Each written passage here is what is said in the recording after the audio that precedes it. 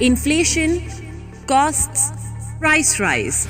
Are these the headlines you've been reading and watching? Are you worried about how your expenses will go up because of the dreaded inflation monster? What if we were to tell you that you don't have a reason to worry?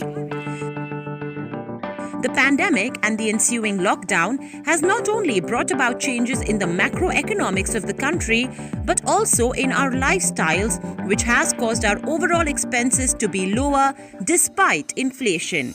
We'll explain with an example. Let's say there's a family of 4 residing in Mumbai. The household income prior to the pandemic was 24 lakh rupees, and they also have a 5 lakh rupee FD, which prior to the pandemic was yielding an annual 7.5% interest. Now we take 2 scenarios. One, where the family has continued living in Mumbai post the pandemic, and second, where the family, looking at the work from home opportunity, has decided to move to their own hometown of Surat. An Aon report says that salaries have been hiked by an average 6.1% in 2020, which means our family's household income now is 25.5 lakh rupees.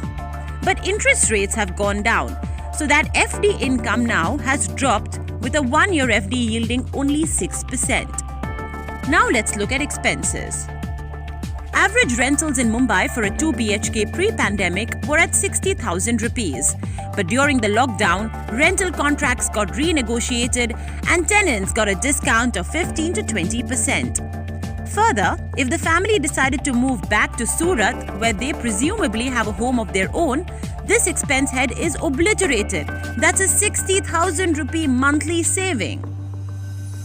Food inflation is undoubtedly terrifying. CPI went to double digits in October-November, but thankfully has cooled off. Fed food CPI came in at just 1.89%. So post the pandemic, the family's grocery bill in Mumbai went up by a very small amount. In Surat though, the savings are much larger as groceries are 15 to 20% cheaper.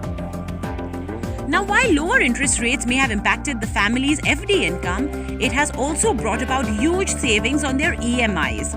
So while they were paying an interest of 9.5% on their 70 lakh rupee home loan, that's come down to 7%, which means their EMIs now have been cut down by 10,000 rupees every month. On an average, the family traveled 208 kilometers per month pre-pandemic. At 78 rupees per litre, that was a 1600 rupee fuel bill monthly. Today though, fuel prices are at 97 rupees. But mercifully, conveyance is restricted to just 20% of pre-pandemic distance travel. So that cuts the fuel bill significantly.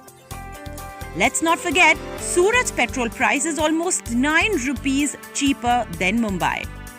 Other expenses like travel, lifestyle and apparel have come down too. As per a Motilal report, travel now is just 3% of total expenses versus 4% earlier, while lifestyle and apparel at 10.5% versus 11.7% earlier.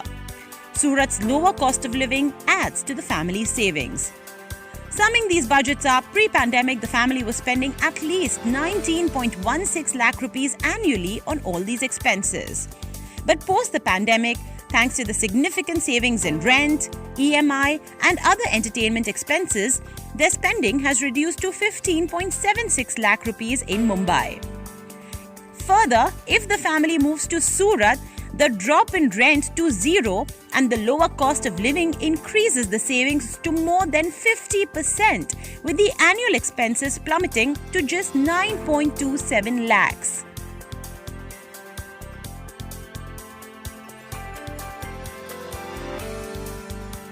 So while we will always be waiting for the government to cut taxes on fuel and bring down our petrol bills, we can cut down our worries on its impact on our wallet by making a few smart lifestyle choices.